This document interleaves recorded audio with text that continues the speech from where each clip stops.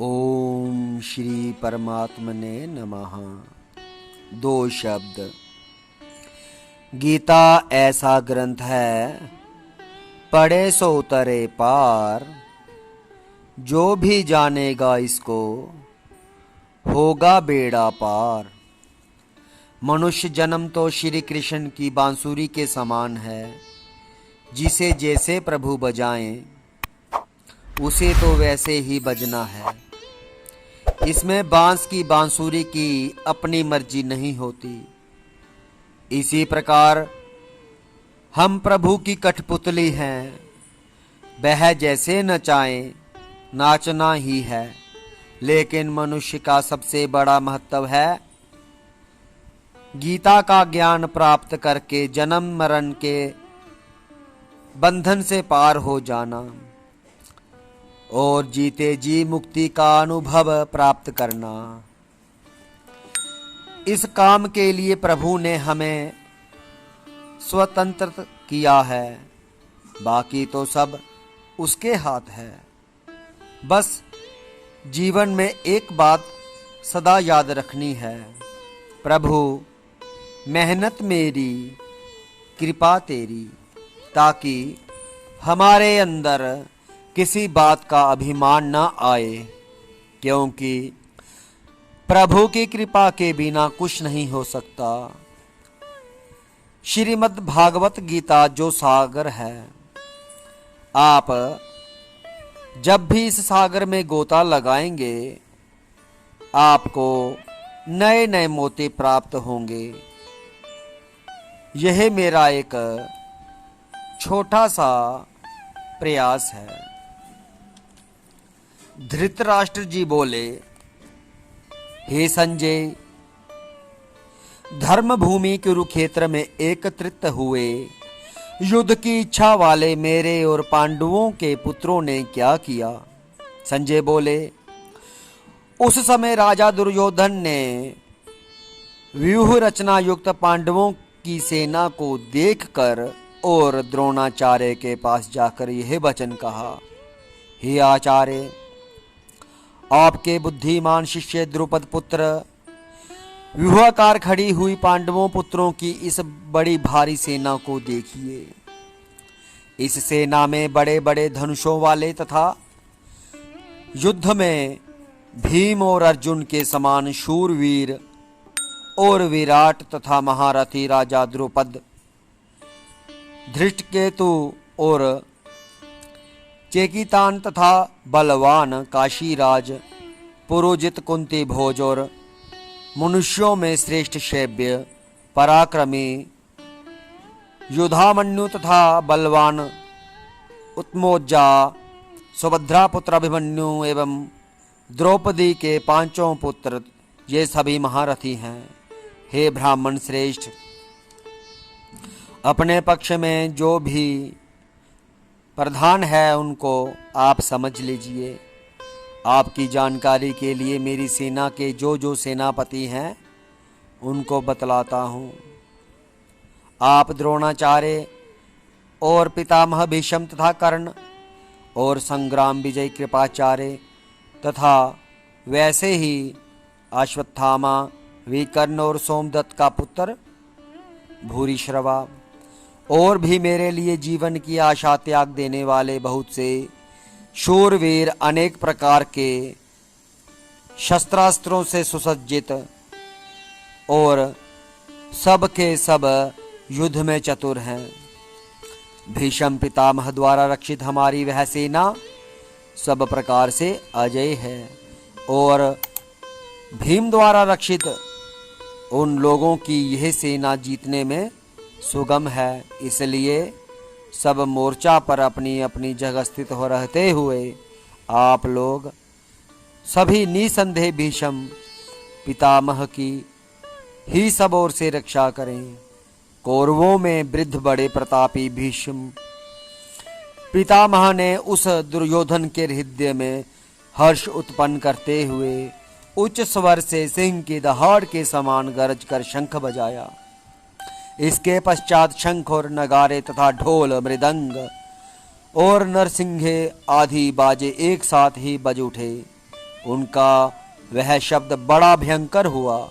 इसके बाद सफेद घोड़ों से युक्त उत्तम रथ में बैठे हुए श्री कृष्ण महाराज और अर्जुन ने भी अलौकिक शंख बजाए। श्री कृष्ण महाराज ने पांचजन्य नामक, अर्जुन ने देवदत्त नामक और भयानक कर्म वाले भीमसेन ने पौंड्र नामक महाशंख बजाया। कुंती पुत्र राजा युधिष्ठिर ने अनंत विजय नामक और नकुल तथा सहदेव सुघोष और मणि पुष्पक नामक शंख बजाए।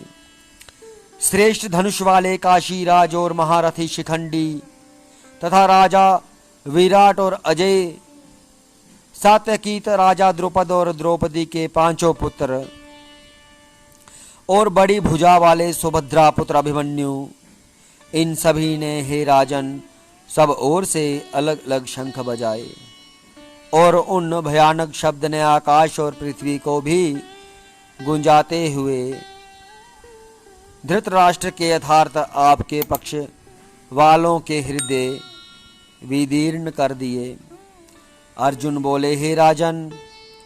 इसके बाद कपिध्वज अर्जुन ने मोर्चा बांधकर डटे हुए धृतराष्ट्र संबंधियों को देखकर उस शस्त्र चलने की तैयारी के समय धनुष उठाकर ऋषि के श्री कृष्ण महाराज से यह वचन कहा, है अच्युत, मेरे रथ को दोनों सेनाओं के बीच में खड़ा कीजिए और जब तक मैं युद्ध क्षेत्र में डटे हुए युद्ध के अभिलाषी इन विपक्षी योद्धाओं को भली प्रकार देख लूं कि इस युद्ध रूप व्यापार में मुझे किन किन के साथ युद्ध करना योग्य है, तब तक उसे खड़ा रखिए।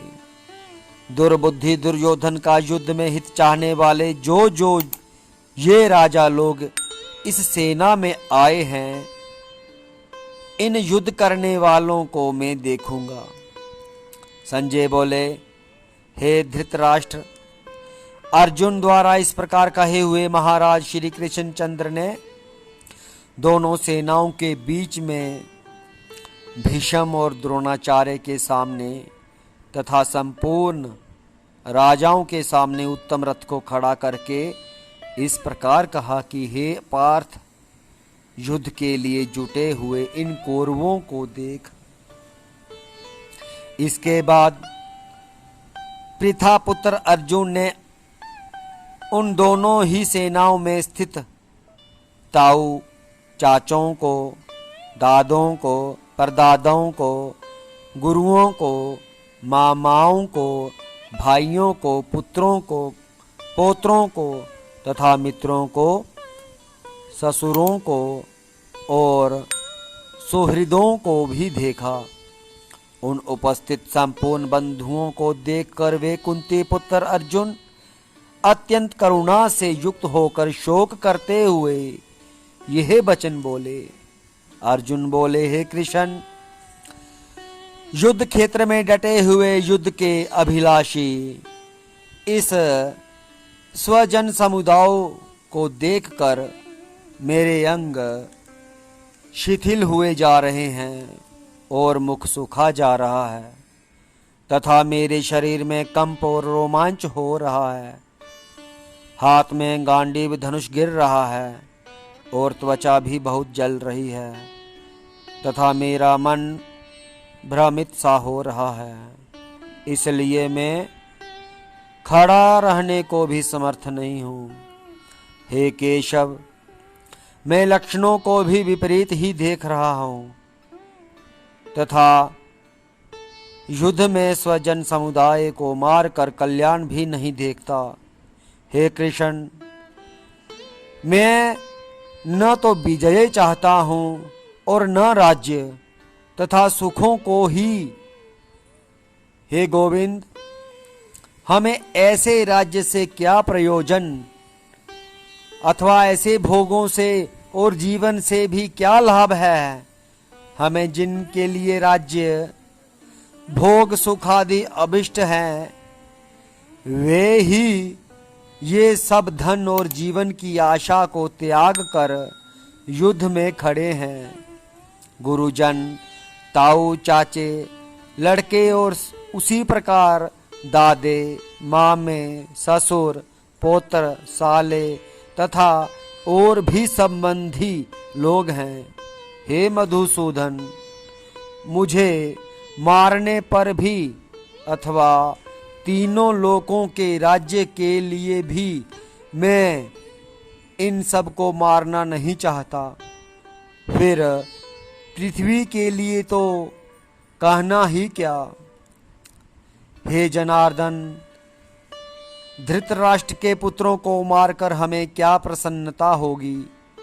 इन आतताइयों को मारकर तो हमें पाप ही लगेगा। अतएव हे माधव, अपने ही बांधव धृतराष्ट्र के पुत्रों को मारने के लिए हम योग्य नहीं हैं, क्योंकि अपने ही कुटुंब को मारकर हम कैसे सुखी होंगे। यद्यपि लोभ से भ्रष्टचित्त हुए ये लोग कुल के नाश से उत्पन्न दोष को और मित्रों से विरोध करने में पाप को नहीं देखते, तो भी हे जनार्दन, कुल के नाश से उत्पन्न दोष को जानने वाले हम लोगों को इस पाप से हटने के लिए क्यों नहीं विचार करना चाहिए। कुल के नाश से सनातन कुल धर्म नष्ट हो जाते हैं। धर्म के नाश हो जाने पर संपूर्ण कुल में पाप भी बहुत फैल जाता है। हे कृष्ण, पाप के अधिक बढ़ जाने से कुल की स्त्रियां अत्यंत दूषित हो जाती हैं। स्त्रियों के दूषित हो जाने पर वर्ण संकर उत्पन्न होता है। वर्ण संकर घातियों को और कुल को नरक में ले जाने के लिए ही होता है। लुप्त हुई पिंड और जल की क्रिया वाले अर्थात श्राद्ध और तर्पण से वंचित इनके पितर लोग भी अधोगति को प्राप्त होते हैं। इन वर्ण संकर कारक दोषों से कुल घातियों के सनातन कुल धर्म और जाति धर्म नष्ट हो जाते हैं। हे जनार्दन, जिनका कुल धर्म नष्ट हो गया है, ऐसे मनुष्यों का अनिश्चित काल तक नरक में वास होता है, ऐसा हम सुनते आए हैं। हा शोक, हम लोग बुद्धिमान होकर भी महान पाप करने को तैयार हो गए हैं, जो राज्य और सुख के लोभ से स्वजनों को मारने के लिए उद्यत हो गए हैं। यदि मुझ शस्त्र रहित एवं सामना न करने वाले को शस्त्र हाथ में लिए हुए धृतराष्ट्र के पुत्र रण में मार डालें, तो वह मारना भी मेरे लिए अधिक कल्याणकारक होगा। संजय बोले, रणभूमि में शोक से उद्विग्न मन वाले अर्जुन इस प्रकार कहकर बाण सहित धनुष को त्याग कर रथ के पिछले भाग में बैठ गए। जय श्री कृष्ण। आज हमने श्रीमद् भागवत गीता के प्रथम अध्याय का हिंदी में श्रवण किया। सभी को जय श्री कृष्ण।